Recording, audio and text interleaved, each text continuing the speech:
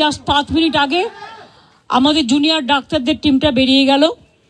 ওনাদের পক্ষ থেকে 42 জন সাইন করেছেন। এখানে আপনারা দেখতে পাচ্ছেন মনোজ পন্ত আমাদের পক্ষ থেকে chief secretary, government of West বেঙ্গলের পক্ষ থেকে মিনিটসে সই করেছেন এবং ডাক্তারদের পক্ষ থেকে, জুনিয়র ডাক্তারদের পক্ষ থেকে 42 জনের প্রত্যেকেই তারা তাদের সিগনেচার করেছেন।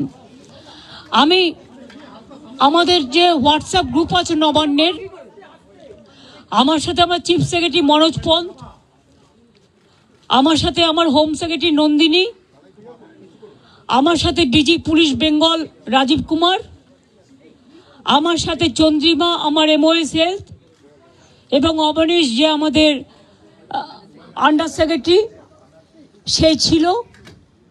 তাছাড়াও অনেক অফিসাররা এবং অনেক বন্ধুবান্ধবরা, মানে যারা কাজ করেন সারাক্ষণ প্রশাসনের, ওদের দেখভাল করার জন্য ছিলেন।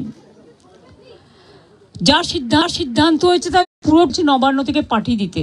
ডিটেলস আমি অভিনন্দন জানিয়েছি যে তারা আজকে এসছেন এবং বসেছেন বলে, এবং আমরা উভয় পক্ষই খুশি যে আমরা এতক্ষণ ধরে বিস্তারিত আলোচনা করতে পারলাম বলে।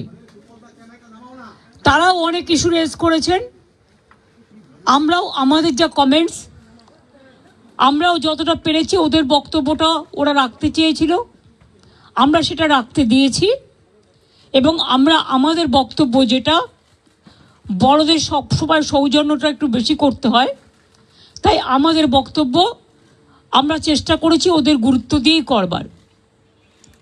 আপনারা জানেন সিবিআই যে কেসটা তদন্ত করছেন, অভয়া পরিবারকে, অভয়ার উদ্দেশ্যে শ্রদ্ধা জ্ঞাপন করে মিটিংটা আমি শুরু করেছি পরিবারকে সমবেদনা জানিয়ে। এবং ওদের যে 5টা ডিমান্ড ছিল, তার মধ্যে ফার্স্ট ডিমান্ড তো ইনভেস্টিগেশন সিবিআই, ওটা তো অলরেডি সিবিআই করছে এবং সুপ্রিম কোর্ট মনিটরিং করছে, ওটা নিয়ে তো আমাদের হাতে নেই। প্লাস ওদের 4টে ডিমান্ড ছিল।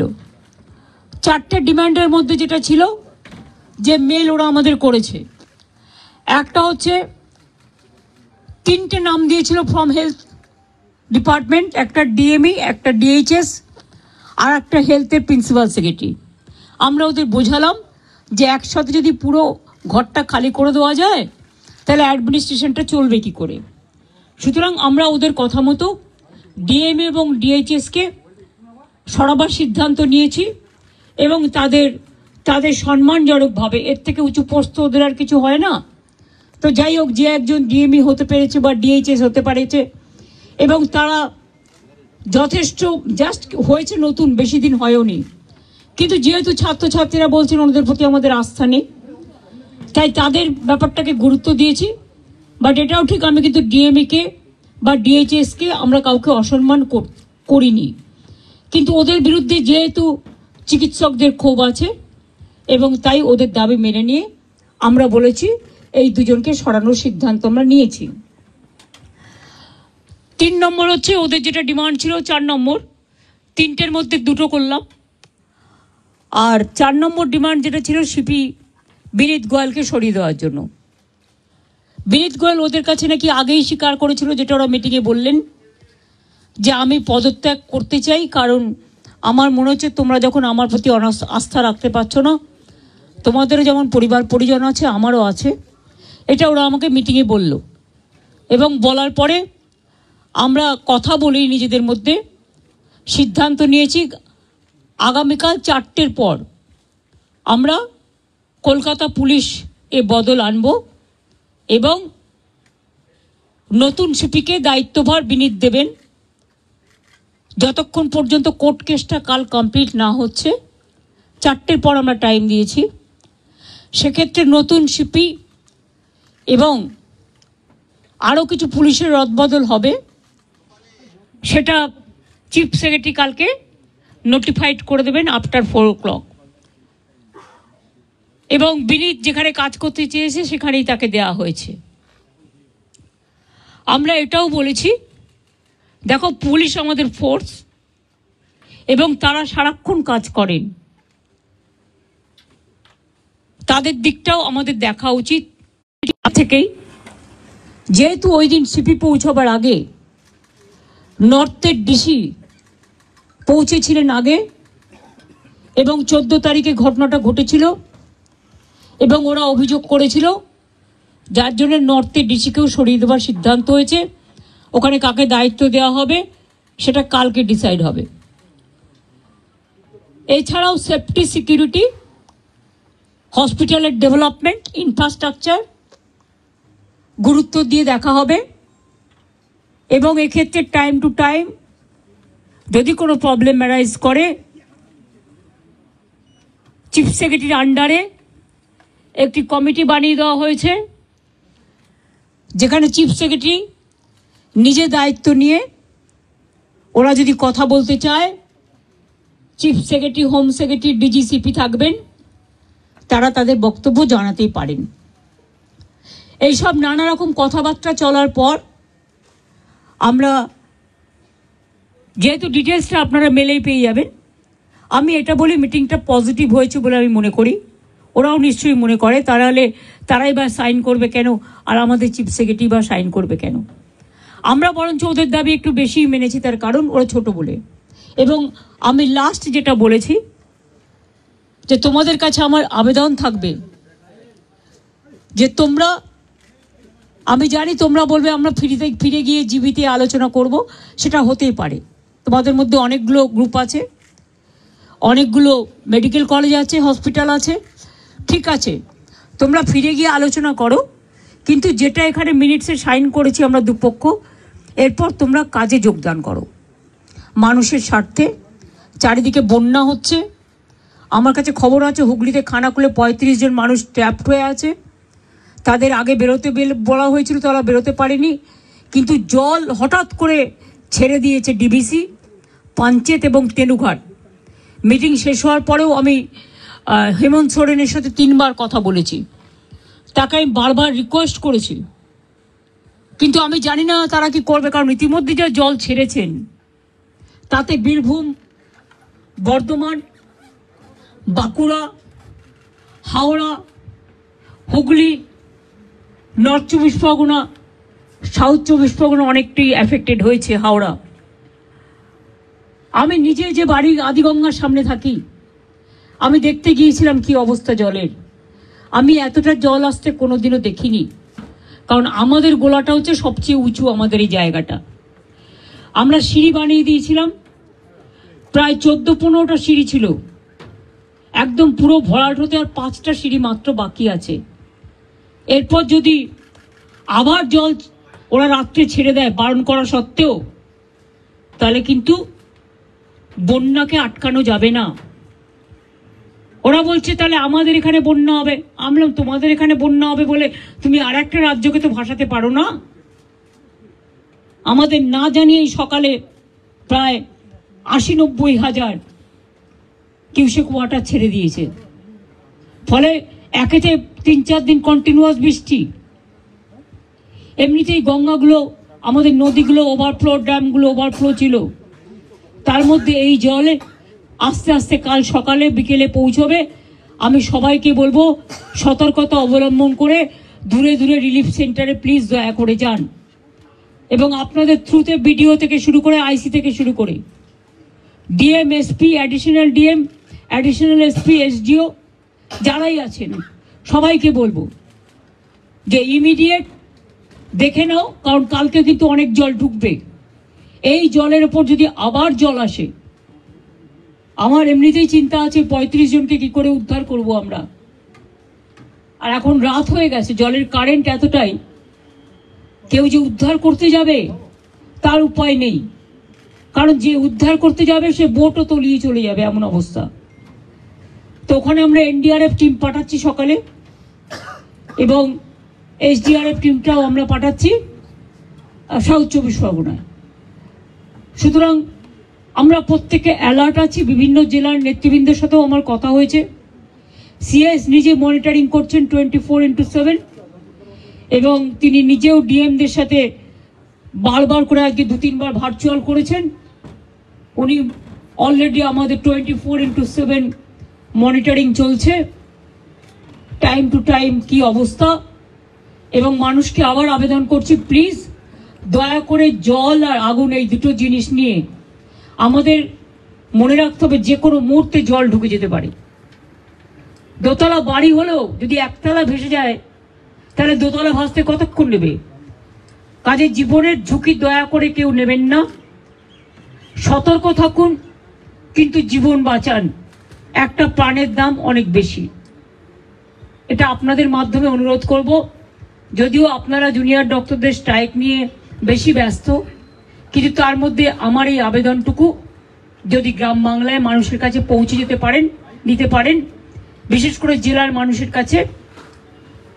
কারণ কলকাতায় যদি এই অবস্থা হয় গঙ্গার, তাও তো হাই টাইড আজকে ছিল না। আমি দেখছি এখন জোয়ার আছে, জলের স্রোতের টান খুব বেশি আছে, এবং সেই জন্যই বুঝতে পারছি না ইভেনিং আমরাও হয়তো যে কোনো সময় ডুবে যেতে পারি। জলের যে স্রোত আছে, তারপরে যদি আবার জল ছাড়ে, নিজেদের ঠিক রাখার জন্য অন্য স্টেটের উপরে ছেড়ে দিলাম, এটা কিন্তু ঠিক হচ্ছে না। আমি আমার প্রতিবাদ জানিয়েছি। হ্যাঁ, বলেছি আমি যে আপনারা প্লিজ কর্মবিরতি তুলুন। এত কিছু আলোচনা, আপনাদের 4টের মধ্যে 3টে ডিমান্ডই মেনে নিয়েছি। তাছাড়াও সিসিটিভি, লাইট, রেস্টরুম, ওয়াশরুম এগুলো করে দেওয়ার ব্যাপারেও 100 কোটি টাকা দেওয়া হয়েছে। এবং এছাড়াও সিকিউরিটি অডিটিং এর ব্যাপারেও আমরা দেখছি। সবার যাতে নিরাপত্তা থাকে, আমাদের যতদূর সম্ভব আমরা করব। আপনাদেরও বলবো লক্ষ্য রাখতে, কারণ দায়বদ্ধতা কিন্তু বোথ সাইডেরই থাকে। আর আমি আপনাদের কাছে অনুরোধ করব, অনেক মানুষ মারা গেছে, অনেক মানুষের কষ্ট হচ্ছে, চিকিৎসা পাচ্ছে না, অনেক পেশেন্ট আটকে আছে। সুতরাং মানুষ মনে করে আপনারাই তাদের ভগবান। সুতরাং আপনাদের আমি কাজে ফিরতে অনুরোধ করব। সমস্যা থাকলে সমাধান করতে হয়, আলোচনার পথ সবসময় খোলা থাকে। আজকে 3 দিন অপেক্ষা করার পর, আজকে 4 দিন 5 দিন, 3 ঘন্টা 2 ঘন্টা 3 ঘন্টা অপেক্ষা করার পর আজকে প্রায় সব প্রসেস শেষ করতে 5.5 ঘন্টা টাইম লেগেছে। আমাদের দিক থেকে যা যা করার ছিল আমরা চেষ্টা করেছি, বাংলার মানুষ যাতে ভুল না বোঝেন, বাংলার মানুষের দিকে তাকিয়ে। এবং এটা নিয়ে আবার যেন কেউ অপপ্রচার দয়া করে করবেন না। বাংলায় দুর্গাপুজো আসছে, এটা আমার আবেদন আপনাদের কাছে। এটা আমাদের মিটিংয়ে আলোচনা হয়নি, আমি করিনি। এটা আমার পক্ষ থেকে বন্যাটা এবং ফ্লাডের ব্যাপারটা আমি বলেছি, এই পরিস্থিতি। সুতরাং ম্যালেরিয়া বাড়বে, ডেঙ্গু বাড়বে, জলজনিত রোগগুলো বাড়বে। আপনাদের খুব প্রয়োজন এখন আপনারা হাসপাতালে ফিরে যান। আমি এটুকু বলতে পারি, কারো বিরুদ্ধে কোনো শাস্তিমূলক ব্যবস্থা নেওয়া হবে না। लिया तो गया, कोशिश किया है जूनियर डॉक्टर का बात सुनने के लिए, लेकिन हमारा पुलिस भी बहुत सारे काम करते हैं। अगर काम करते करते किसी को 2 मिनट देर हो जाता है, कोई काम पे अगर थोड़ा गलती हो जाता है, तो उसको लेके अगर किसी को गुस्सा है तो गुस्सा निभाने के लिए, गुस्सा निपटाने के लिए हमने कोशिश किया। हेल्थ डिपार्टमेंट, पुलिस डिपार्टमेंट में जो जस्टिस उन्होंने मांगा, हमें कोशिश किया।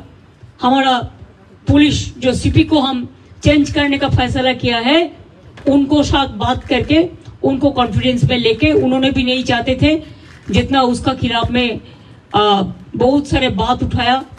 उन्होंने भी कहा कि हमारा भी परिवार है, हमारा परिवार को अच्छा नहीं लगता, इसी के लिए हम भी छोड़ने चाहते हैं। उन्होंने खुद, और डॉक्टर लोग जब मिलने गया था तो उन्होंने बताया। और हमारा हेल्थ डिपार्टमेंट का 3 की पोस्ट है, जैसे डीएमई डीएचएस ऐसा नहीं हो सकता है, इसको पैनल करके प्रोसेस करके तभी कर सकता है। तो अभी हम चीफ सेक्रेटरी को बोला है कि प्रिंसिपल सेक्रेटरी को लेके बात करके इसको अभी आप लोग देखभाल कीजिए, जब प्रोसेस हो जाएगा तब हम देखेंगे। ऐसा बात हुआ है। हेल्थ में भी उसको 3 ऑफिसर को ट्रांसफर का बात हटाने के बात किया, लेकिन हम 2 मांग लिया। इससे ज्यादा हम क्या कर सकते हैं? हम 99% मान लिया।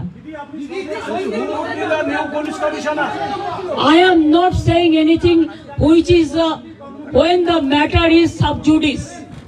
My humble request to all the junior doctors, whatever they demanded, Out of this fourth demand, what is with us?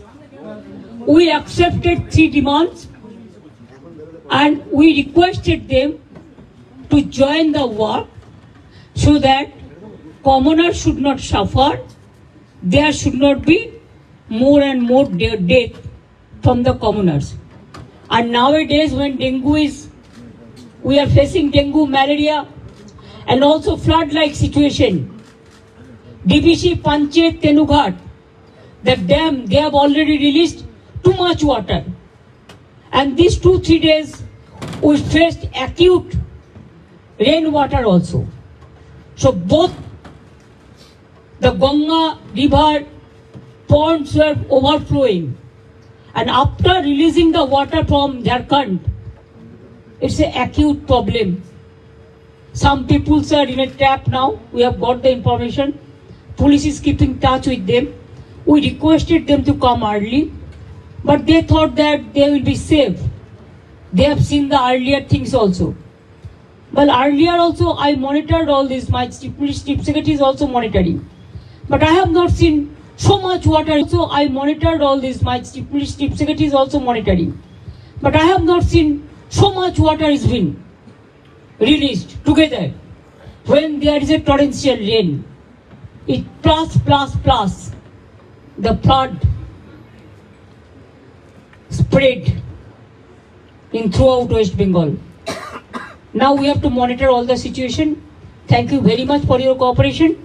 And I think we trust, we think tomorrow, you must know tomorrow 4 o'clock. After 4 o'clock, because the matter is on sub judice, let the court,